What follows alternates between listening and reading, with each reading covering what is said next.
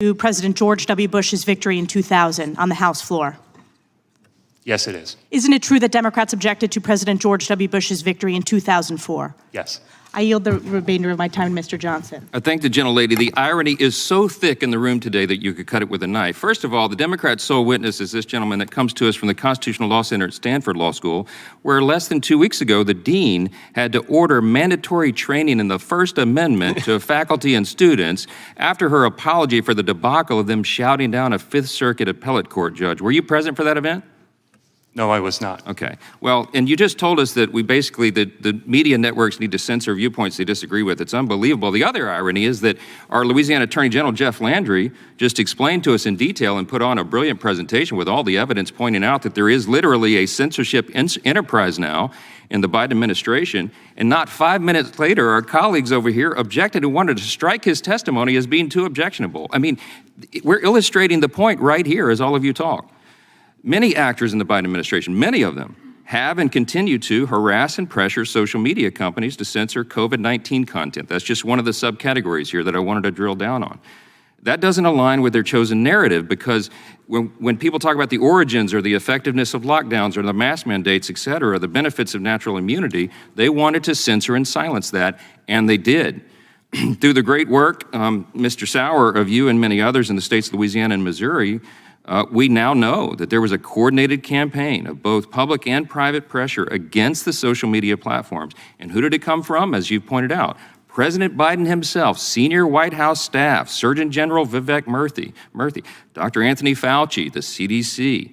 They targeted opposing COVID viewpoints. They targeted the viewpoints, folks. If you're watching at home, they volume censored you. They turned you down and they kicked people off the platforms because they said things that went against the administration's narrative. One piece of COVID information that President Biden's administration labeled as misinformation was the belief that the virus originated from a lab in China. We now know that is no longer just a theory, it's likely true, as some of the agencies of the government have had to admit now. Dr. Fauci himself was instrumental in contradicting the lab leak discourse from the very beginning of the pandemic. And listen, everybody needs to pay attention to this. He commissioned a research paper to discredit the theory. Can you please share with us what his interest was in covering up the lab leak theory, Mr. Sauer? What do you think about that?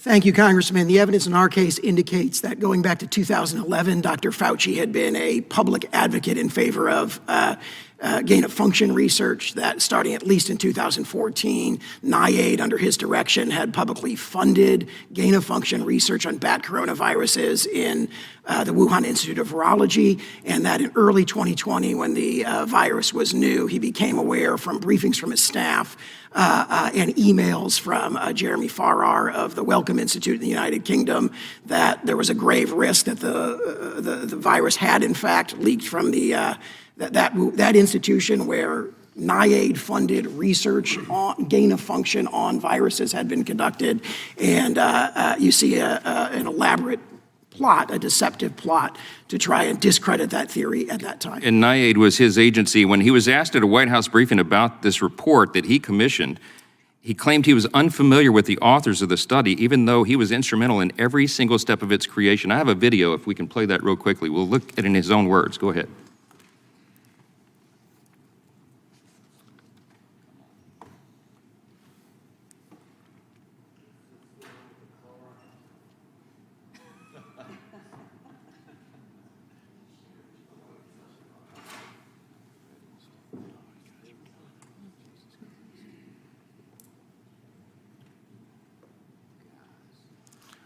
All right, well, they're trying to fix that. What Dr. Fauci says there in his own words is that he has no idea anything about the authors of the study, even though he's the one that orchestrated the whole thing.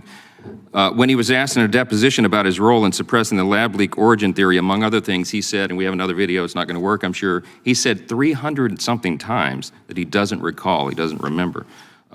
He isn't the only bad actor. Mr. Sauer, can you please elaborate on the ripple effects of President Biden publicly saying social media companies are killing people by failing to remove COVID information that his party disagrees with?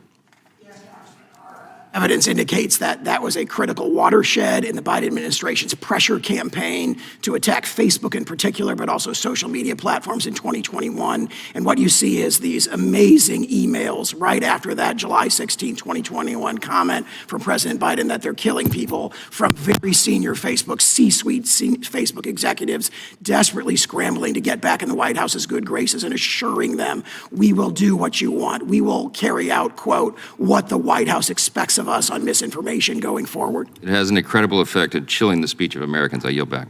Gentleman's time has expired. Chair now recognizes the gentleman from Massachusetts.